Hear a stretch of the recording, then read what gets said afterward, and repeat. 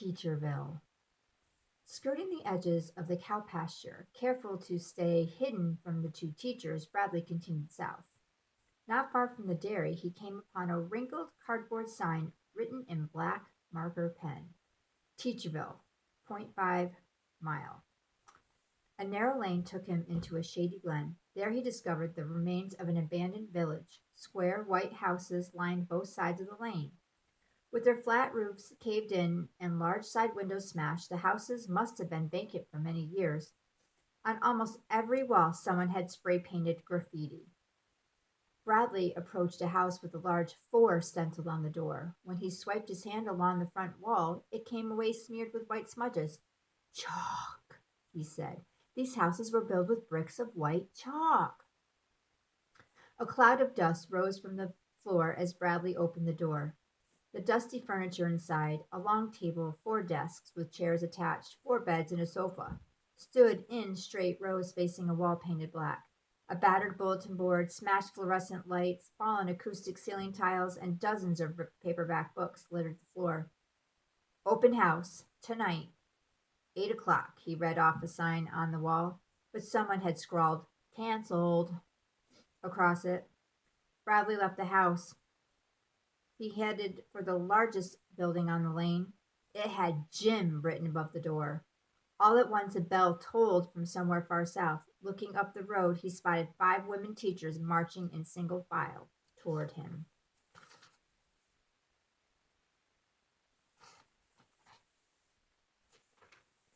Again, his 4 square reflexes came into action. He sprang across the lane and dove behind the gym building just as the teachers walked past. "I thought that Chalk Mountain bell would never ring," one teacher shouted. "Lunchtime at last." "Hey, no cuts in line," said a second. "Dibs on the coffee pot," announced another. "Stop pushing him back," yelled the fourth. Bradley watched the teachers file into a long building marked "Teachers' Cafeteria." The village fell silent for a minute, then burp, burp, burp. A sound matching the fire alarm at Bradley's school blasted from a speaker overhead. The alarm repeated until the voice of Mrs. Goldstar blared out: "Attention all teachers. This is not a drill. No, this is a real emergency. So make sure you are listening. There has been an escape. One of the juveniles brought to the island today has sneaked away. His name is Bradley. I repeat, Bradley Zimmerman. A boy, short, with carrot-colored hair that needs a good combing, wearing a white jacket and a shirt that's probably untucked. If you approach him, use extreme caution. He is sneaky and asks a lot of questions. The teacher who finds Bradley will earn an hour of free play on the grand playground." Even before the announcement ended, the front door of the cafeteria flew open and a dozen teachers burst into the street. "I'll find him first," shouted one teacher. "Hey, no cuts, no cuts," shouted a second. "Dibs on the little creep," cried another. Here, Bradley, here, Bradley, Bradley," called the fourth. In no time, teachers were darting up and down the lane, shoving, tackling, and tripping one another. Bradley raked his fingers through his hair and scrambled to his feet. He flew down an alleyway and across a parking lot. Ahead was a wide ditch. He leaped, made it, and tore into the woods. The cries of the teachers followed him through the trees. Here, Bradley, here, Bradley. Here, boy. We have some cupcakes for you, young man. Ollie, ollie, and free, Bradley. Bradley. Without looking back, Bradley ran for his life. He came to a hill and raced up its steep slope. Although the teacher's calls grew fainter and fainter, not until he reached the summit did he bend over to catch his breath.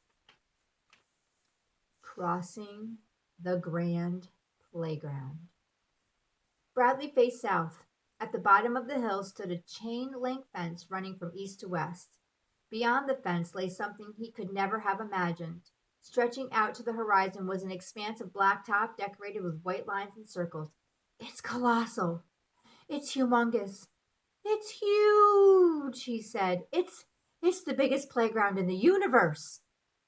As far as he could see, countless climbing structures, handball walls, basketball hoops, slides, swings, sand pits, monkey bars, baseball diamonds, tetherball poles, volleyball nets, and every other imaginable piece of playground apparatus rose from the asphalt.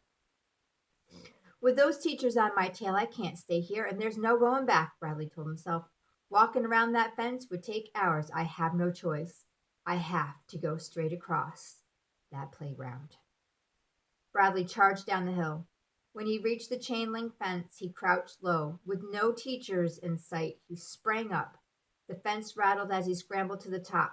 He swung his legs over and dropped, landing in a squat on the asphalt. Again, Bradley checked for teachers. A tall one with a whistle around her neck stood about 50 yards away. At once, he dove out of sight behind a handball wall. That teacher looks as if she's on playground duty, he muttered. I sure hope she's as out to lunch as the teachers on our playground who are supposed to watch us. Bradley peered around the edge of the wall. Plenty of poles, walls, and climbing bars stood in his path to hide behind, but there was also plenty of teachers, running, chasing, swinging, sliding, playing hopscotch, and jumping rope. A dozen of them were playing Red Rover just beyond the wall. Tweet! The grand teacher had blown her whistle, and Bradley froze with terror. Miss Flashcard, stop chasing Mr. Report Card, she bellowed.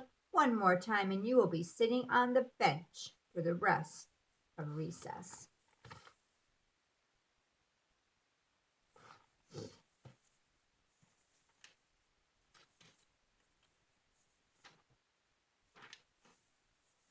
Bradley blew his breath out.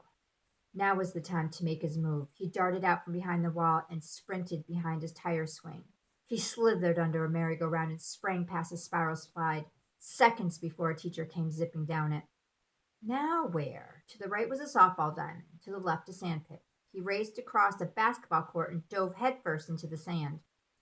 For another half-mile, Bradley dodged from pole to pole, wall to wall, swing to swing, avoiding the notice of teachers who were everywhere, bouncing red balls, kicking yellow balls, swatting blue tether balls, and smashing white volleyballs. He stopped to catch his breath behind a baseball backstop. Ahead stood something colossal, something so wide and tall that it took him a moment to realize what it was. A giant jungle gym. This great matrix of iron poles, crossbars, and ladders reached up for hundreds of feet like scaffolding on the side of the world's tallest skyscraper. Far, far above, Bradley saw tiny teachers clambering up, down, over, and across the metal bars, like so many monkeys in the treetops. Doesn't look good, he said. If one of those teachers looks down while I'm walking underneath this thing, I'm sunk. Shadows of the crisscrossing bars slipped over Bradley as he headed southward beneath the jumbo jungle gym.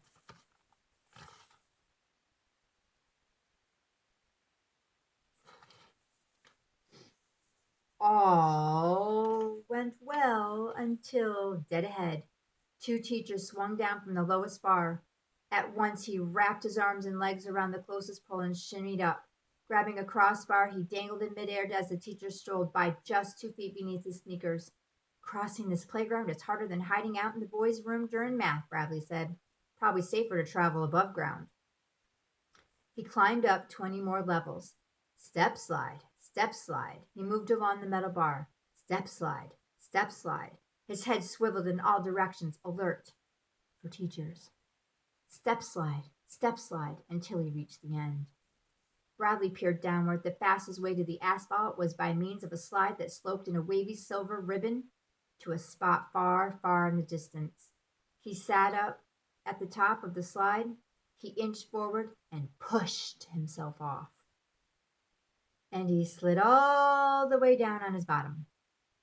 Now came the most perilous part of Bradley's journey across the playground. From the bottom of the slide, he could see the chain link fence that marked the southern boundary, but it lay beyond an open field with no place to hide. Even worse, a group of teachers was playing freeze tag in that field.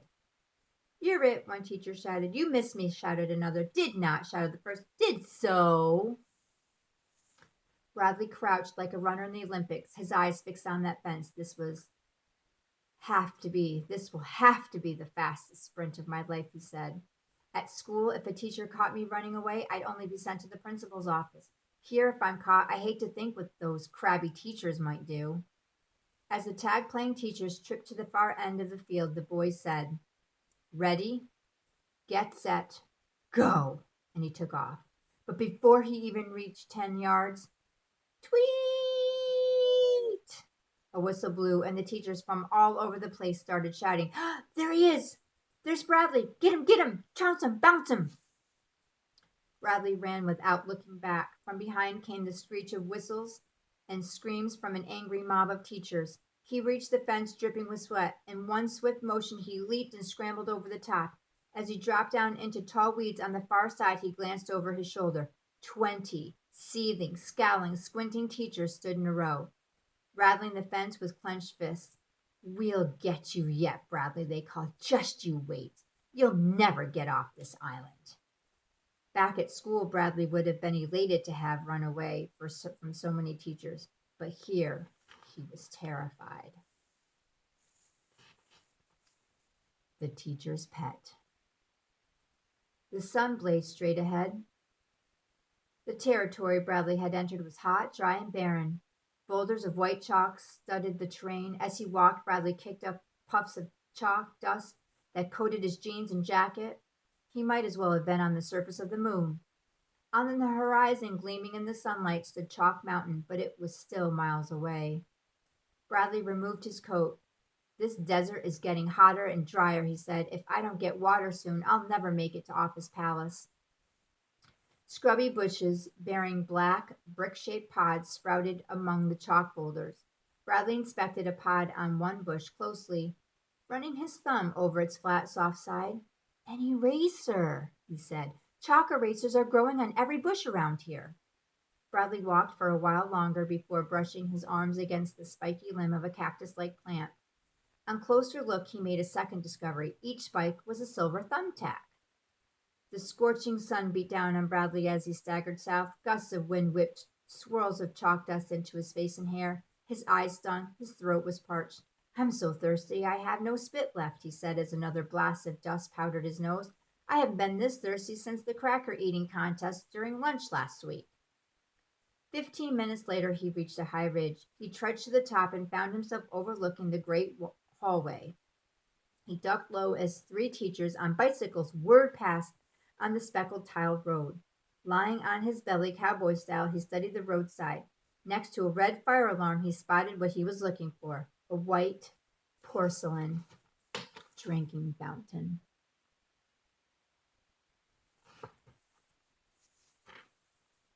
He rose to his knees. He was about to charge down the hill when a loud squeal from behind made him jolt. "Hey, hey! I'm telling on you, Bradley. I'm telling," said a voice. "Teachers won't like this one bit. Hi! You're in big trouble now. Ho, ho, ho!" Bradley whirled around. There, squatting on a chalk boulder, was a creature about the size of a school desk. Yellow scales covered its entire body. Its long neck stretched toward Bradley, and its ugly face wore a grin that showed fierce teeth and a quick tongue.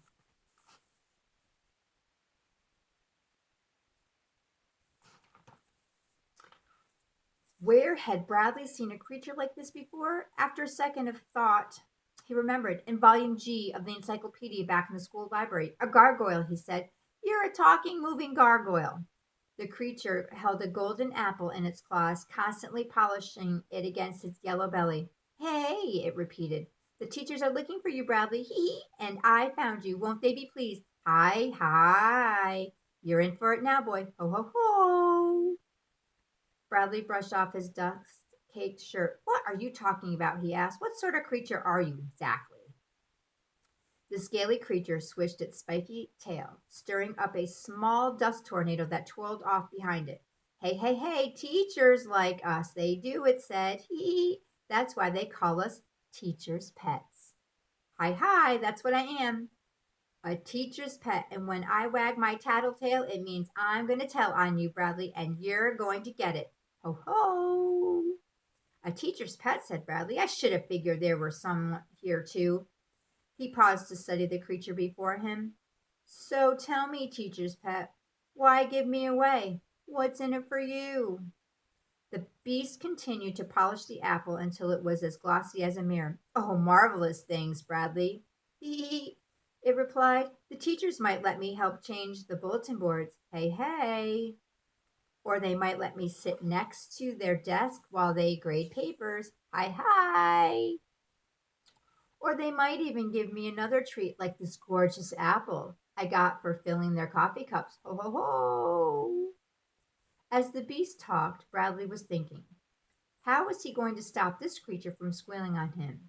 How did he handle teacher pets before? Easy. Whenever Errol, the teacher's pet in his class, was about to tell on him, Bradley made Errol's life miserable until he swore to keep his mouth shut. Hiding Errol's headgear for his braces or filling his glue bottle with water was usually enough to keep him quiet. The teacher's pet stretched its neck out farther. I must go now, Bradley. It said. I'll find a teacher on the Great Wall hallway and tell them where you are. Hey, hey. Oh, won't they be proud of me? Hi, hi. Aren't I wonderful? Ho, ho, ho. The creature raised its apple again to admire its reflection, and as it did so, Bradley snatched it out of its claws.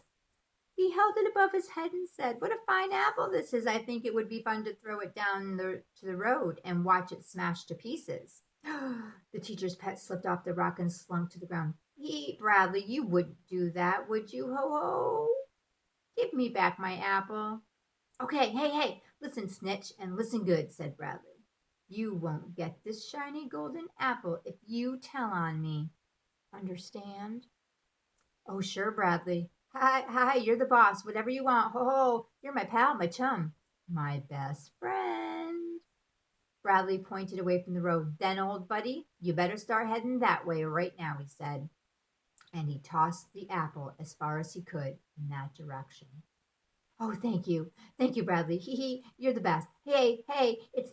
And with its spiked tail between its legs, the beast scampered off into the desert. Bradley shook his head. Pitiful, he said. Teachers' pets. Their bark is always worse than their bite. He was certain that the teacher's pet would not give him any more trouble.